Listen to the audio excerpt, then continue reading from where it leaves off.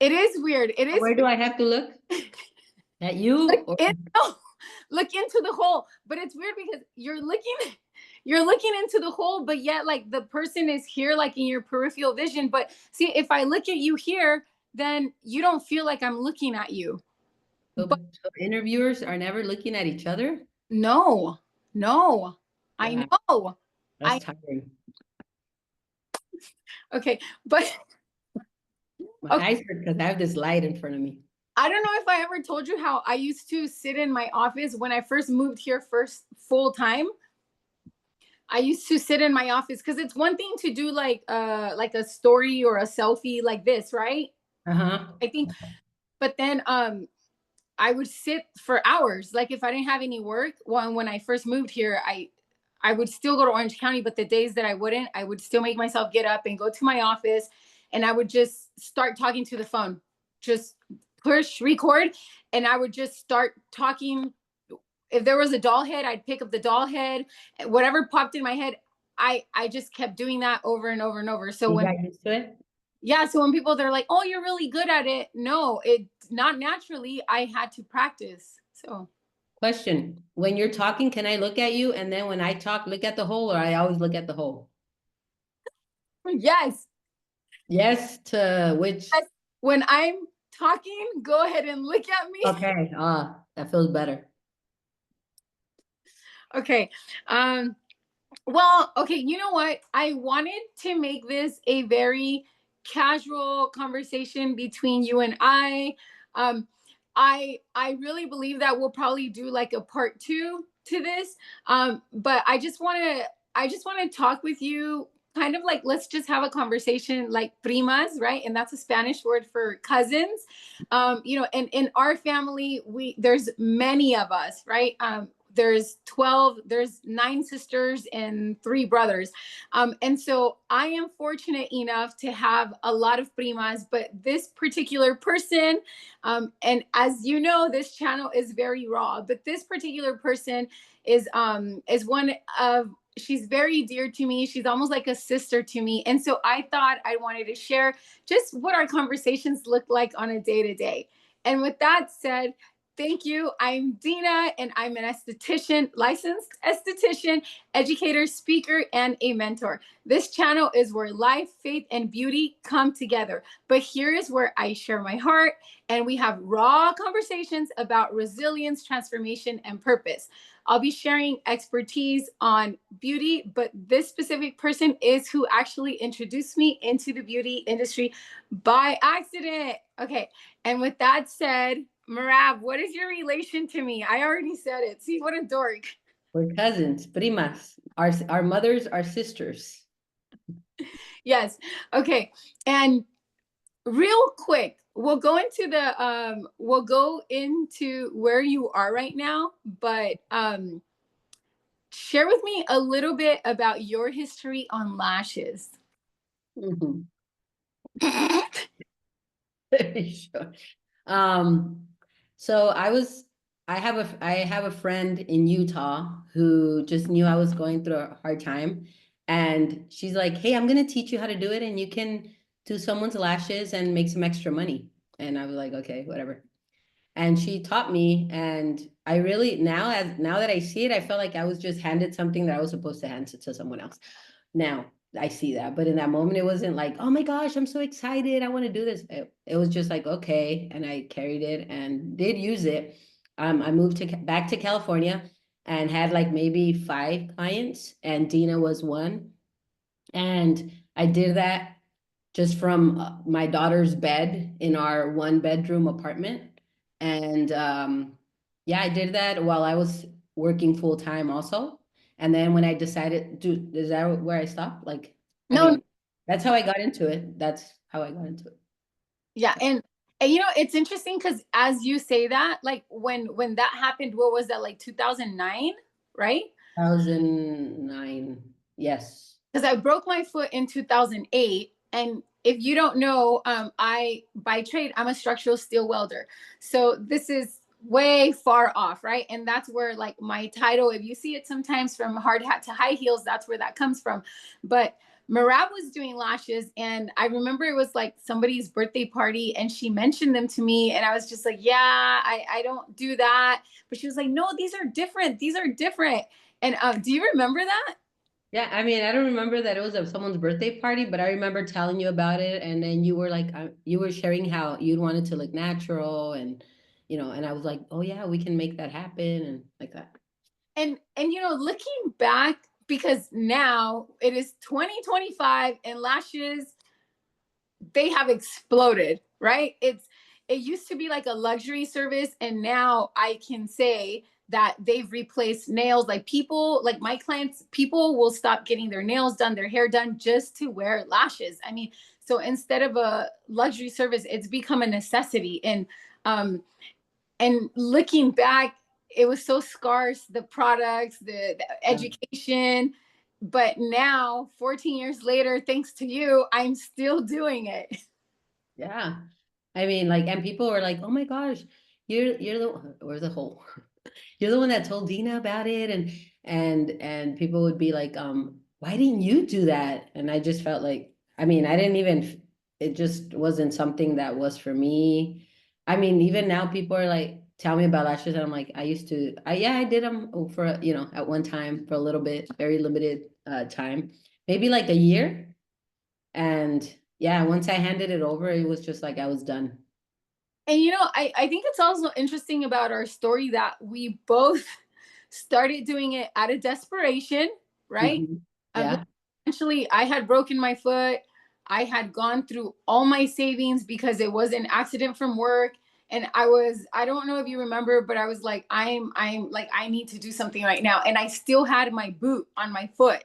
Yes. And even when you handed me over your clients, I would go and I would go upstairs and I would like do mobile lashes, and I was still wearing that boot. So if you are a mom or you are considering lashes, I want to just encourage you to focus on what you do have and not on what you don't have. And that is something a friend of mine who I later met, her name was Min, um, really told me when I got my second studio. I had my studio, I got the keys, but I was so afraid to open the doors because I was like, oh, but it doesn't look like this, it doesn't look like that. And I remember one day she was like, Dina, it sounds like you're focusing too much on what you don't have. Like, you got the keys. And that phrase has helped me, and that was probably in 2015 when I opened my place in Huntington Beach, and that phrase has helped me so much. So I want to ask you, when you hear that phrase, you remind you reminded me of your mom when you did that, or Sam, even Semito, like when you did that, you reminded me of, like, um when you hear that phrase, focus on what you have versus on what you don't have. What comes to mind? And it could be anything where you are now in life. It could be anything. It could be about the kids in Mexico. It could be about anything.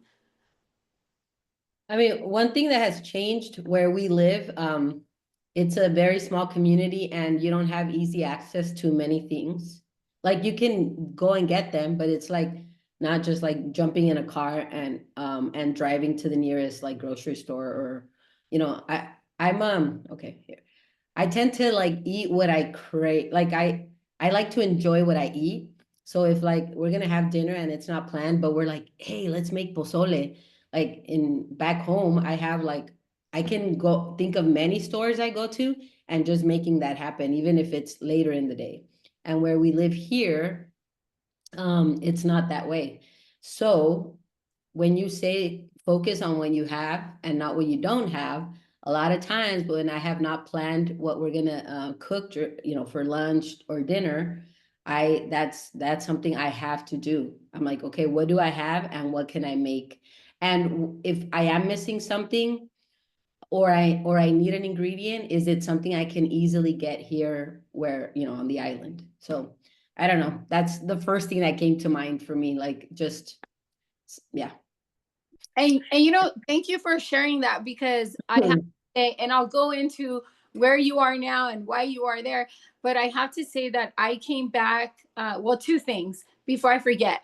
One, I want you to go through like what it takes to get something, right? Like, just for example, when you took me downtown, or when we went to the baseball fields, right? Like, I don't want to say, I want you to share that with us, but also, hold on, my brain, I came back, I came back with, just personally, I've been trying to just work more on my appetites, whatever it is, just having more self-control, whether it's being disciplined or more consistent with Instagram, or now that I'm trying to do this YouTube channel, like, just having better self-control. And that self-control includes my appetites, right? What I consume, because we have a appetite for social media, like, we can like indulge in that so much.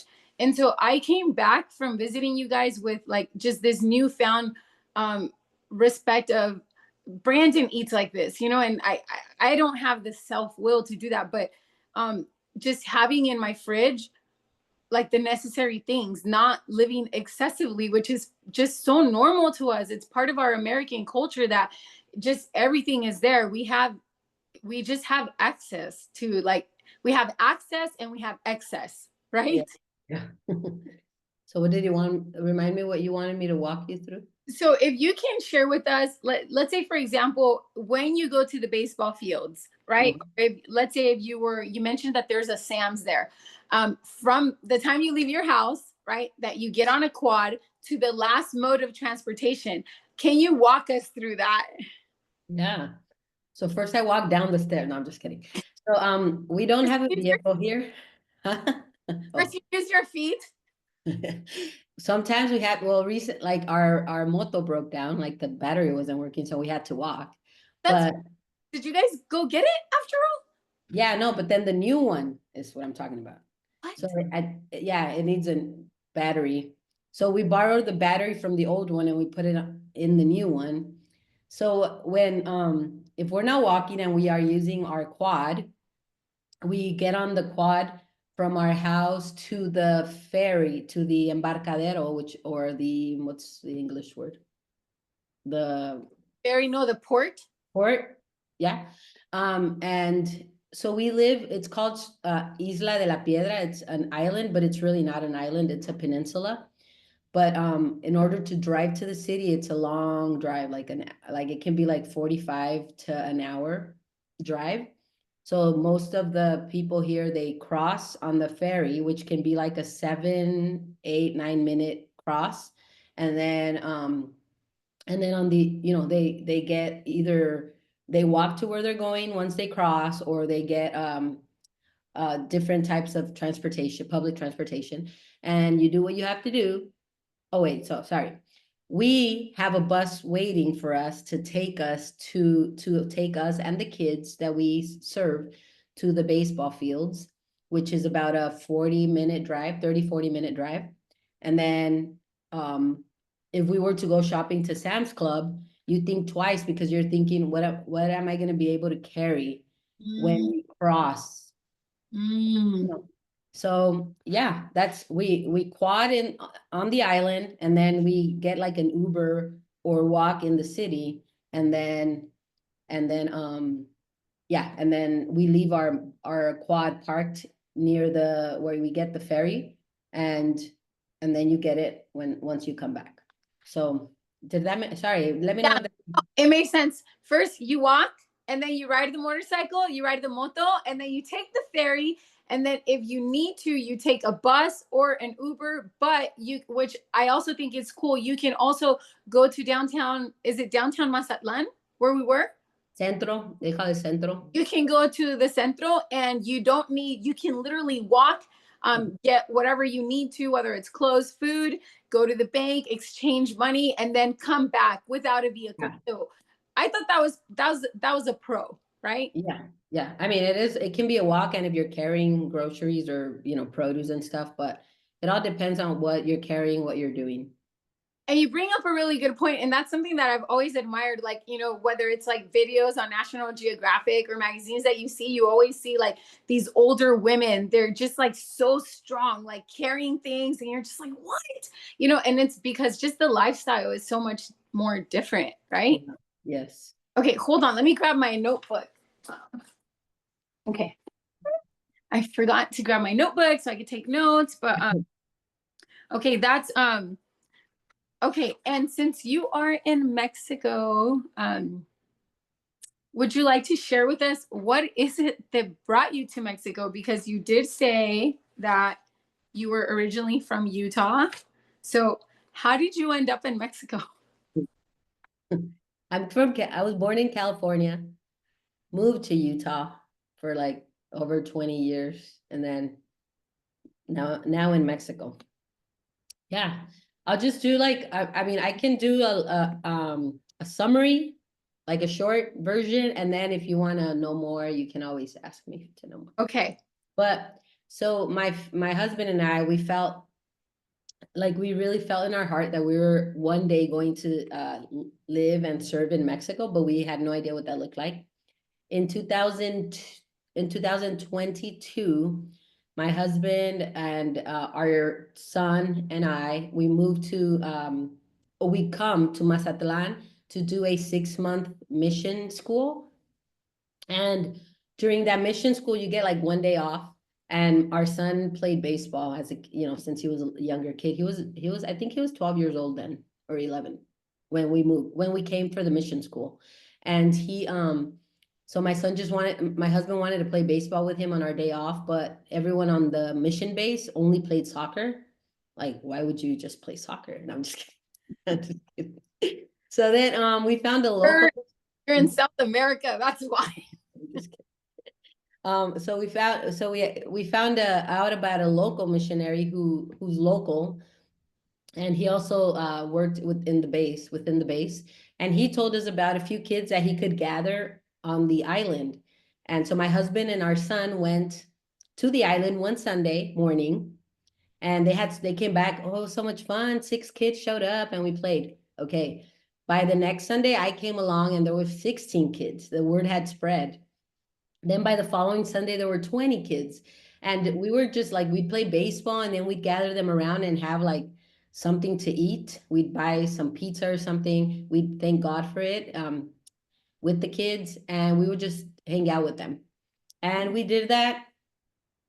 That was like the beginning of our mission school. And from then to now, we never ended contact with the kids. Even if we were sent to an outreach to another country, our friend was still coming and we were still providing funds so that our friend could come and buy them something and hang out with them and play baseball with them.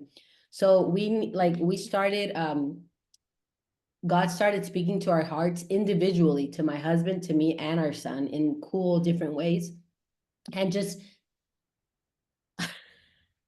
Okay, hold on a second. Let's pause there.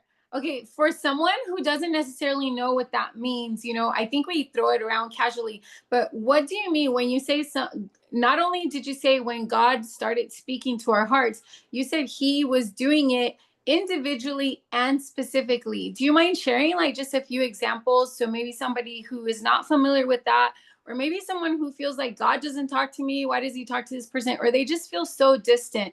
What was your experience during that time and how did you get clarity? Yeah, so I was one of those people that, oh, God doesn't speak to me, because I wanted it to be the same way as like my husband or somebody else around me. And I figured, like, if that's not happening to me, God's not speaking to me. But then I had to learn to hear his voice, or with inside my heart, my mind, and realize, oh, that's God speaking to me. That was him guiding me, giving me that idea, showing me. And so then if it happened again, I already knew that was his way of speaking to me, because he's a personal God and he wants to, he speaks to us in different ways. So the examples are this. We were spending this time with these kids. We just really felt um, just this love and this need to keep showing up every Sunday. And one time I didn't want to go. I was tired, because remember, we had activities every day and Sunday was our only day off. And I remember just telling my husband, I won't go. And inside of me, I felt like this, like, it is, you feel the voice. It's not it's not like you always, maybe he can speak to us audibly, but I felt it in me, and it was keep showing up. And to this day, if you go to if you go to our website, that those words are there, show up. Because Oh, from the get-go, I knew God was trying to show these kids, the kids in this community, that they were worth showing up for. And so to this day, I take that very seriously. Like my husband will tell the kids, maybe we'll go. And when he says that, they hear, yes, we're going. And then we have kids show up. He's like, but I didn't tell them we were. I said maybe. And I'm like, they don't hear no, they hear maybe we will go.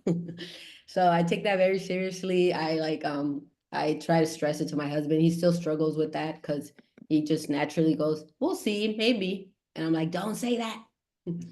Say and it.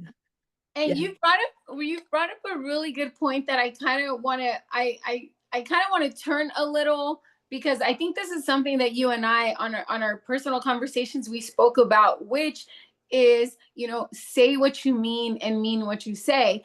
And well, first of all, just thank you for sharing that, just sharing how God speaks to you, and I know that that's going to encourage someone. But just that phrase, show up, man, that's when I do these prayer meetings with these girls at 6 in the morning, like that's how I feel. Like that's the sense of responsibility. I think that's what it is. It's a sense of responsibility. Like, yes, in like Christianese or church world or whatever we call it, like it's a calling, right? It's your mission. But it's this divine sense of responsibility that you feel, and it's not a burden. That's how you know it's God. It's not something that you're like, yes, you may feel tired and lazy, but it's deeper than something that you want. It's more than you, right? It's Yeah. outside of yourself. And that's what makes it, that's why it's so impactful. And that's why I think we try our best to keep moving forward, because you know that it's outside of you, right? Yeah. Yes. So showing up, that's I just love that. And that's so good. Showing up. So we're talking about just also like saying what you mean and mean what you say. And when I was there with you a couple weeks ago, one of the things that I was telling you is that just personally, I've been working on that. Like I have my friend Dre, and she's very big on like what you say. Like it doesn't matter how small it is. Like you say something, like I know, and I just have it ingrained in my head that Dre is a woman of her word. Like that's it. Like, and plus she's Colombian, so just don't mess with her. No. But like she'll say that herself. That's why I said it. But and because of her, because she's like 10 years older than me, because of her, she's set such a good example. Another person in my life who sets such a good example of that is my husband. And he'll say, he's a man of few words. And I've heard that phrase my whole life, but I never knew that I was gonna, one, marry somebody like that, or Lord, just learn so much from someone like that, right? But when someone is, not everyone, but when someone is of a few words, for me, I've come to learn that it's when they do speak, listen, right? You got to listen. And I've learned to appreciate his words, even though they're very few. The words that he does have, I treasure them, because I know his yes is yes and his no is no, which on the contrary, I talk a lot and I could just be like, yes, no, whatever, let's make it happen. But can you really rely on me and count on me? I have to be honest and say that at 45, that is something that is really convicting me, and I have to really work hard on it. So what are your thoughts when you hear this subject? Saying what you mean and mean what you say. Or Yeah. like, yeah, I take that very seriously too. Sometimes I can, sorry, I'm looking at something. I know, I can tell Not you're the whole. distracted. No, no, The no. whole, I kind of like the whole situation because I feel like I can talk and I don't no one's in the room. yeah, yeah, yeah. Okay, back to this. Yeah, I feel like a lot of people don't have something that can be consistent, or something they can depend on. And and that means a lot to me. And I want them to at least say, hey, if Merab says she's taking us to our game on Sunday, I may not know if my uniform is clean. I may not know if my mom's gonna give me like spending money, but I know Merab's gonna be there waiting to take me to my game on Sunday. So I want to be that because we represent Jesus, and Jesus is like that never changing, trustworthy. And I totally fail in a lot of areas, but one area where I feel like just I guess it's naturally because I can't say that I said, Lord, make me more trustworthy or maybe more like a faithful person. I don't know what the word, but that's one area that comes natural to me. There's other areas that I have to work on, but the one that I like, and I don't know if it comes from like maybe someone not being there for me. I have never looked at that actually, but there's something in me. I'm like, no, I said this. And you were able to experience that. I had a funny story which we don't have to share, but where I said something and I had not done it, and I made myself turn around and go do it because I had told someone I had done something. So that's just how strong it is in me. But like I said, I'm not trying to praise myself because there's a lot of other areas where I fail and I need to work on. So And and what is okay, so you okay, one of the things that right now as you're saying that, one of the things that comes up is, so sorry, I don't know why that keeps coming up. One of the things that you have, and what we are talking about, please forgive me if we didn't clarify. I wanted to make sure this was more like a flowy conversation that you are just part of. But so one of the things that my cousin Merab she now has a nonprofit. And so with the subject that we're talking about, I feel like it's very important to talk about the responsibility with having a nonprofit, right? Because that's one thing that I've learned throughout the years. As much as I've wanted my own, as much as I've worked with so many, I'm so knowledgeable. And even right now, I'm working with a local one here in the desert, and I'm going to help them build a curriculum, which I love to do. Nevertheless, one thing that not that it frightens me, but it kind of does, is the level of responsibility in having your own nonprofit, right? So you sharing the fact that you have that deep conviction, I really believe that's why God has entrusted you with one, thank you, God, for trusting me.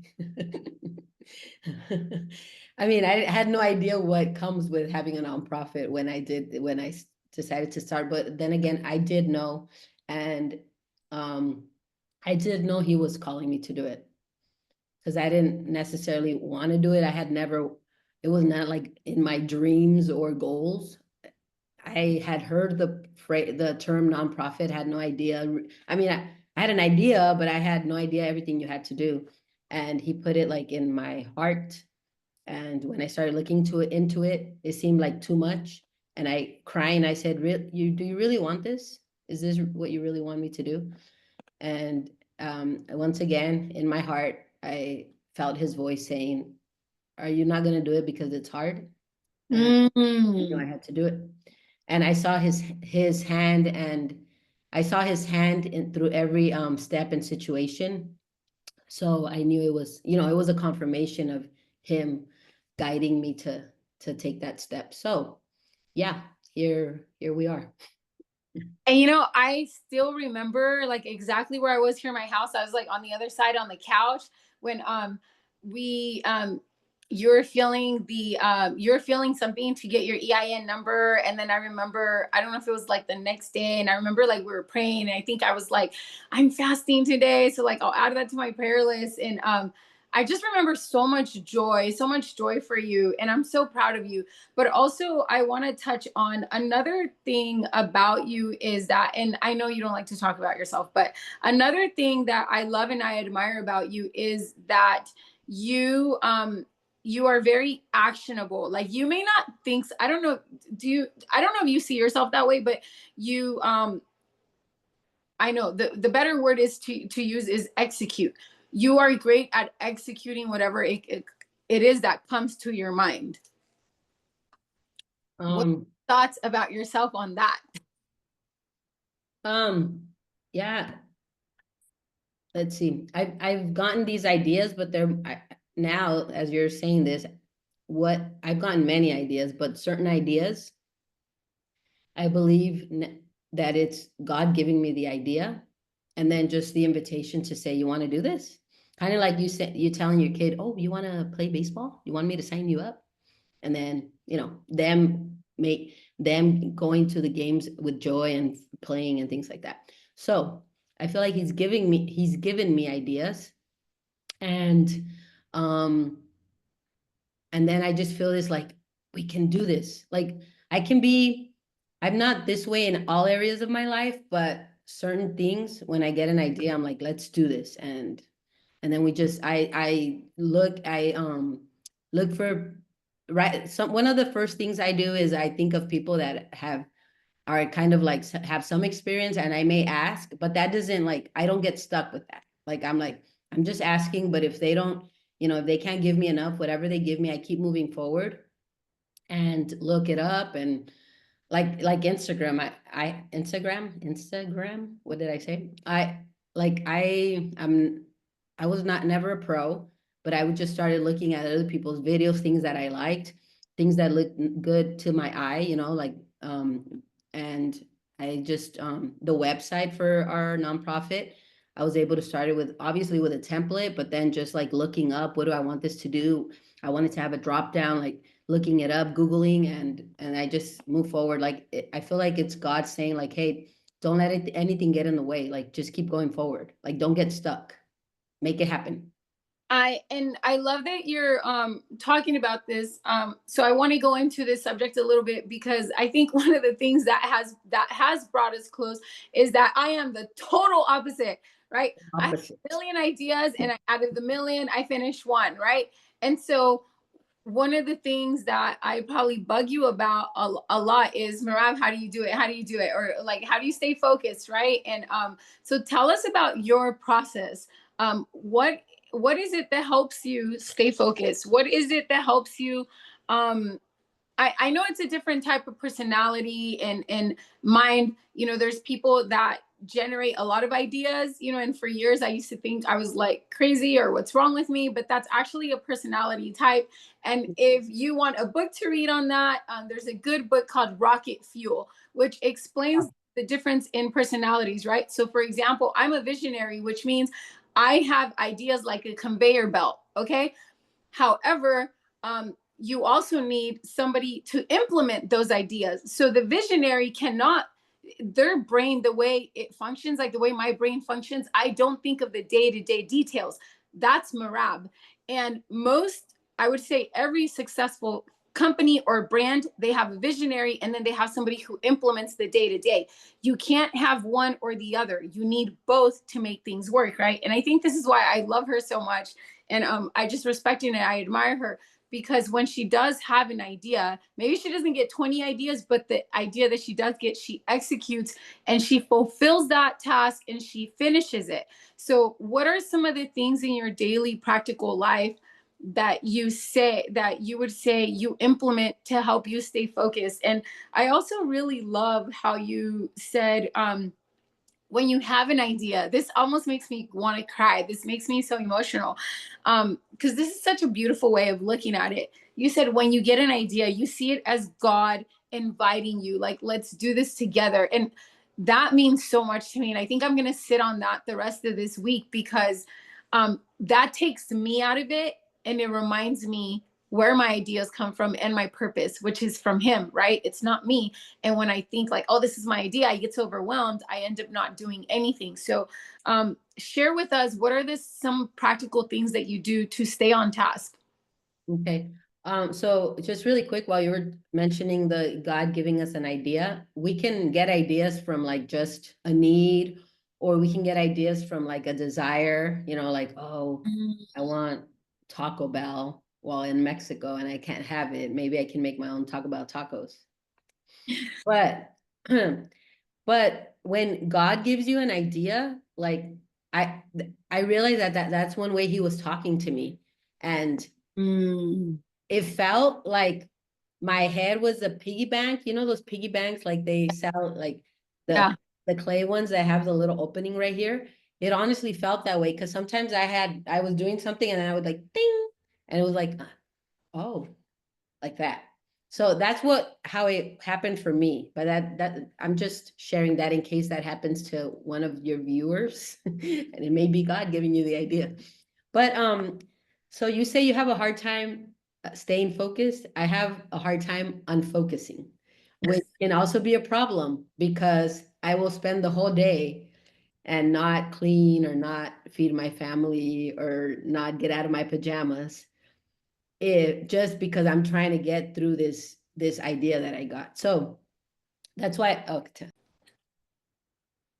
So for example, if like the nonprofit process was on like my goal, like to get us, I'd probably spend the whole day. So I have like a hard time getting off that and saying, okay, I'll work on it later.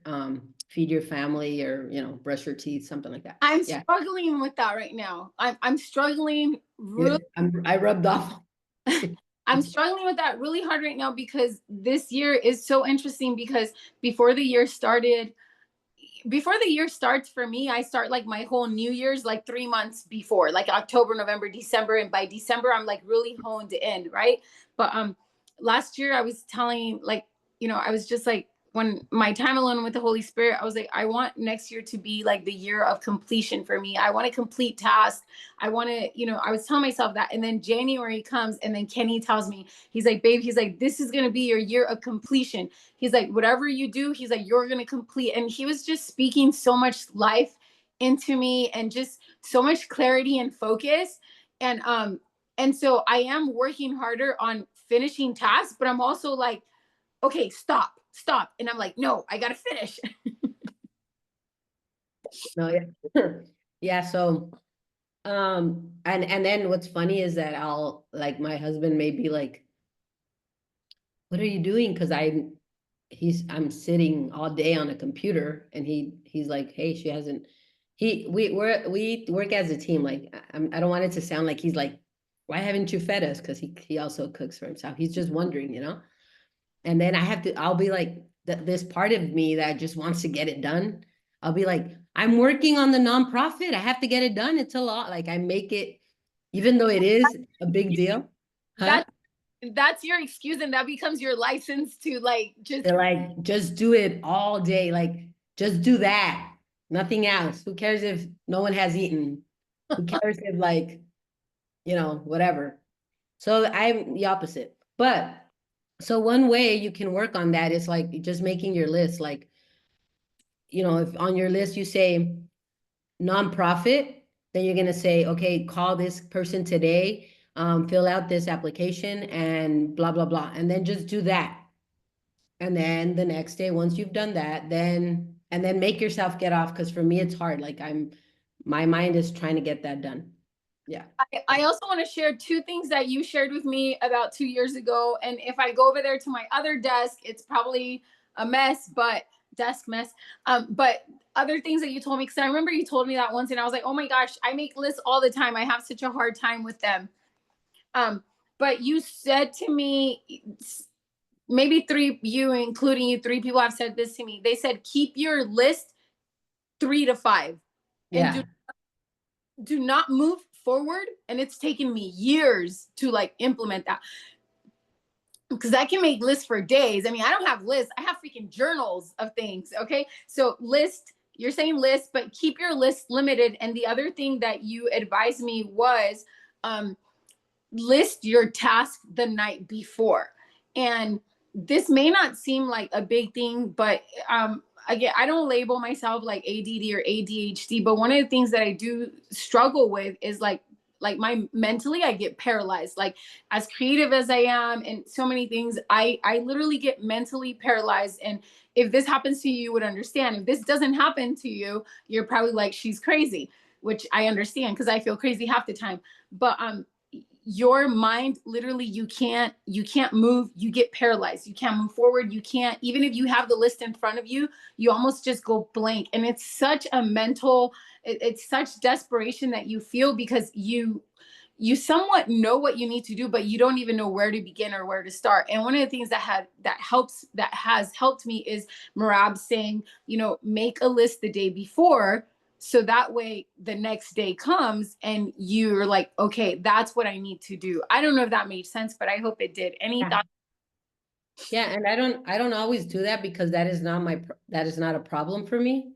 But if that, I think I suggested that to you in hearing your, like, I don't know, like in hearing what you were struggling with. So I was trying to help you with your struggle. I may do that if if I have something big coming up or something and I want to be ready for the next day. But I don't want it to sound like I have these wonderfully done lists, and no, that's just yeah, that was just a suggestion so that to help you.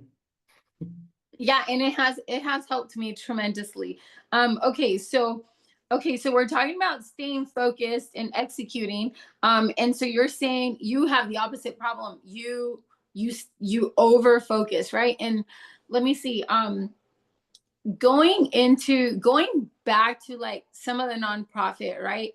And your daily life, and like as a wife, as a mom, and both of us grew up in church. And I remember one of the things that I told you when you called me, and it was so exciting because you called me, and as you were talking to me, I already knew what you were going to tell me. And it was just, I was trying to contain myself because I could just see this, what God was doing, right? And what I mean by that is like I have a very like visual active mind and brain, but I can picture like baseball fields. They didn't have grass, but then you were like, it just everything you were telling me. And then I was like, oh my gosh, she's supposed to have this. She's supposed to have this mission. But I remember one of the things we spoke about also was how we grew up in church, and I don't want to say we were neglected, but I know for me myself, my dad, I love my dad. I'm not trying to badmouth him, but one of the things that my dad did, unfortunately he did do wrong, was he paid more attention to his church than to his family, and so his family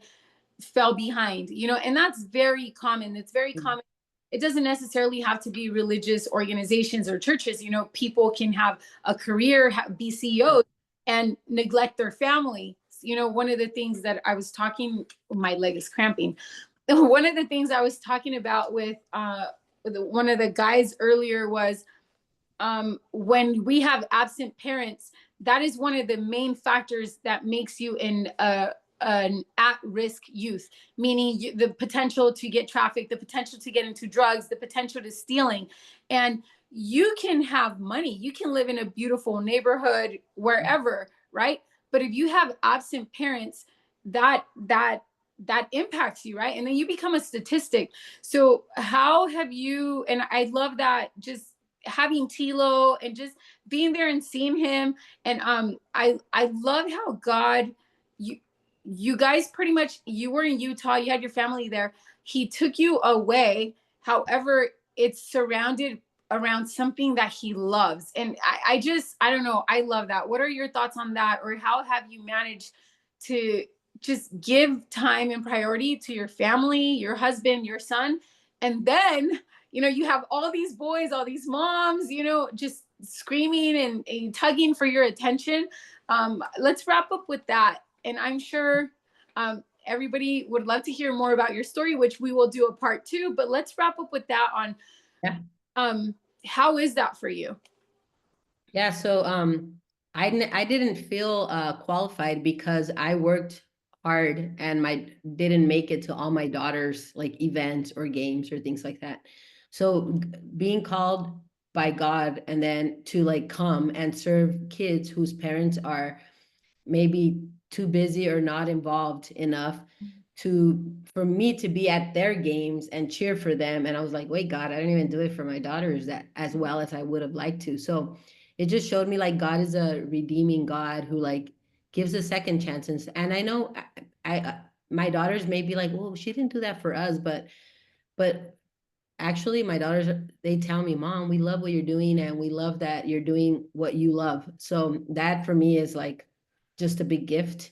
And then with my husband, like someone told me, I was telling them the story one day, and I was telling them my husband was not looking for an opportunity for a ministry or a nonprofit. He was just looking for kids to play so that he could be a dad for his son. He wanted to be a dad for his son and play baseball, but you can't, you really need like more kids to play baseball, right? And God used that opportunity of a father wanting to be a father, and he's like that parental, ¿cómo se dice? Figure, Huh? parental figure. Figure for a lot of boys. And God is a loving father, and he took a dad being a dad and took that and made like this ministry out of it. So it's just cool, like how God sees our lack. You know, I wasn't really always there. And then he saw my husband being there, and he brought those together to do something beautiful here in this community. Oh, I love that. I love that. And what a wonderful and beautiful way to end this, right? I've been taking notes. You know me, I'm a note taker. But Me too, but I only have this. thank you so much again for your time. I hope that you are willing and able to meet with me again soon. Um, what is I want to ask you this question, and I think this is going to be like my key question. What is something that you would tell? What is a letter or something that you would tell yourself, like your younger self? A letter like ABC? No. What is like something that you would write yourself? Oh, okay, okay. It's okay. At first I thought you wanted a word, and I'm like, wait, she said letter. Okay. What? Um, let's see, the younger self. Oh shoot, I'm never ready for these type of like the look. What where do you want to be in 5 years? I don't know. What would I tell Merabita, chiquita? And okay, I'm gonna get a little bit personal here. Okay, and when I say that to you, what age do you go to? Like, just automatically, what age does your mind go to? I think I went to maybe like my teens. Mm. Okay. Okay. I don't know, is that No, that like, no. did a therapist tell me something specific of my life? No, I ask you that because Natalie, my therapist, we work on different things and depend for me personally, depending on, let's say if I'm struggling with something and it's resurfacing, and I think of myself, it's usually in that age group that it happened. So let's say for example, if I'm talking or thinking about writing a letter to myself, when I was writing a letter to myself, like to encourage myself and say, hey, you're gonna be okay, like despite Mm. pain, you're gonna be okay. I think of myself like as like 12, 13 years old, because I think that's when i began like I began to experience like brokenness, and I was like, and then I began running away at like 14 years old. So I think of that. But then if you tell me like, write write yourself a letter, like a different phase in my life, then I think differently. So I was just curious as to Okay. I find. think that question took me to like my like mid-teens or something. And I I would say to Merab, your voice matters, what you have to say matters, and just keep sharing it without fear. I love that. Oh, I love that. That's so good. Okay, write that down.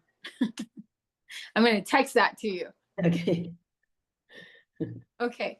Well, okay. If anybody is interested in finding your nonprofit, maybe sponsoring a kid, because that opportunity is available and it's at a very, very minimal cost. Uh, would you please share with us where they can find you on your website, your social media, and if somebody were interested in sponsoring a kid, what does that look like an average, range, and what that provides? Okay. Yeah, so our Instagram handle, sorry, I forget. Our Instagram handle is Campos, Campos .sports.mx. And our website is www.camposport. It's just CAMPOS, camposports.org. If you would like to sponsor one of our athletes, we have a few that still need, maybe about 11 that still need sponsorship. And it would be $36 a month. And you can do that through our website. and that covers their registration. It covers their transportation to and from the games every Sunday. It also covers their equipment, just like their backpack, their cleats, baseball, the uniform, for them to be a part of a team. And it also can cover like a special, we try to do something special for them on their birthday, and then we try to have outings and just like field trips with them. So it helps cover all of those costs. And yeah. And all that for $36 a month? Well, that's what the amount that we use, and then if we go over, then we also have like donors that do like a one-time donation. We have a donated equipment. For example, if we were donated cleats for an athlete, we don't have to get them cleats, but we may have to get them something else. So we just make it work so that everyone has everything they need, and it's still affordable for our donors. Wow, that is amazing. That is incredible. So for $36 a month, you can sponsor an athlete, and that covers the registration, equipment, transportation, and a small birthday surprise. So that is amazing. Thank you so much. I am going to, of course, put a link that Tilo, one of the athletes, is going to help me put here. And again, thank you, Merab. Thank you so much. I love you so much. And any last words? Oh, just thank you. Thanks for inviting me. I hope our story is a blessing to someone else and an encouragement that they also can yeah, just move forward with what God is calling them to do. Okay, thank you. And we'll see you for part 2 soon.